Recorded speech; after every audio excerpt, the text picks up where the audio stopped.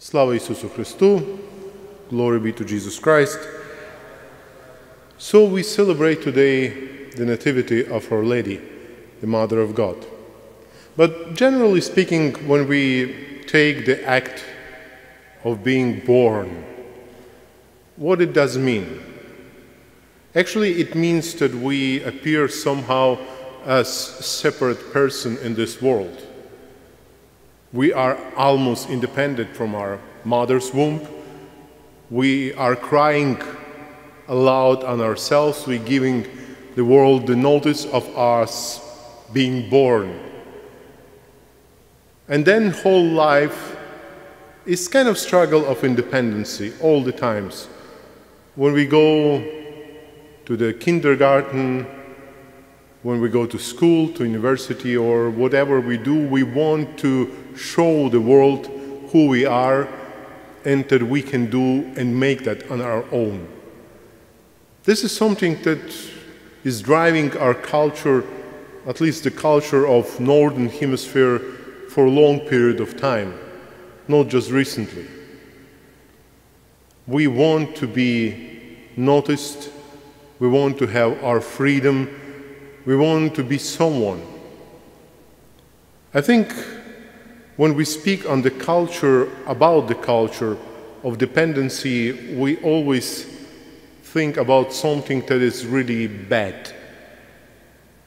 Because people, when they depend, for example, on social welfare, it's not the best thing for them or for the society at all. When someone depends on you, you often have this experience of being burdened with someone with his or her needs, with everything that is not you. But the thing is, this is just on the first side. When we go deep into our own experiences we have, dependency could be good. When we are born, we depend on our parents. It's not like we are born and then parents are leaving us somewhere in the woods to be nurtured by wolves, for example, as a Mowgli in the Kipling book. It's even in that case, dependency is kind of necessary for this small boy Mowgli to survive. We cannot survive on our own. We always depend on someone. This is the story we have. The story of independency may be the story we want to have, but the story of dependency, that is what we have. We depend on our family, we depend on the people whom we meet during our lifespan. Ultimately, we depend on God, because He gave us life, and this is kind of strange, but this is what we were speaking about this whole month since I arrived in Newark. All those Gospels, they always about depending, about recognizing that we depend on God ultimately.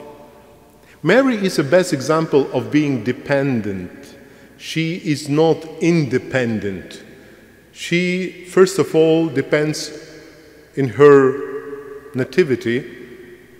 She depends on the grace of Lord, because her parents, Joachim and Anne, they were childless and they could not have a child, but they depended on God. They prayed, and finally they received even more than they were praying for. We received more. That dependency is strange, because this is not dependency of the weak people. This is not dependency of people who could not help themselves, even though they could not help themselves, because there is a situation in their lives that they could not change. But they know how to deal with it. They give everything into the hands of the Lord.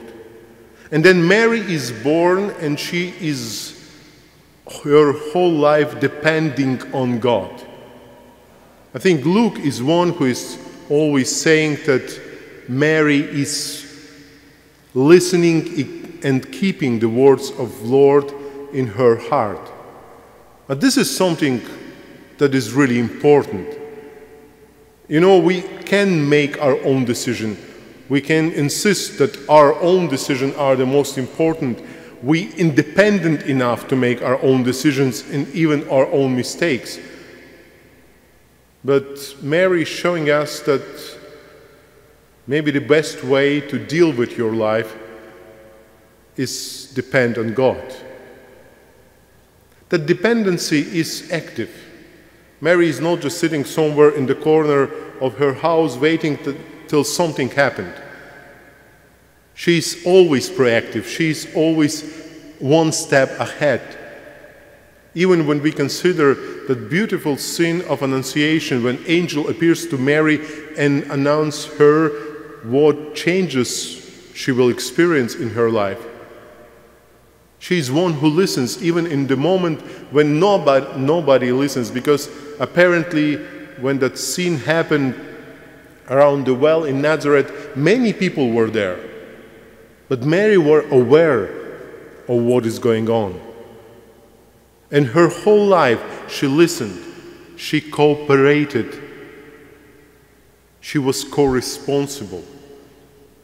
Even so far that in East often we speak about Mary as co-salvator, co-redeemer. She is so far inbound in that work of redemption. And yes, she depends on God.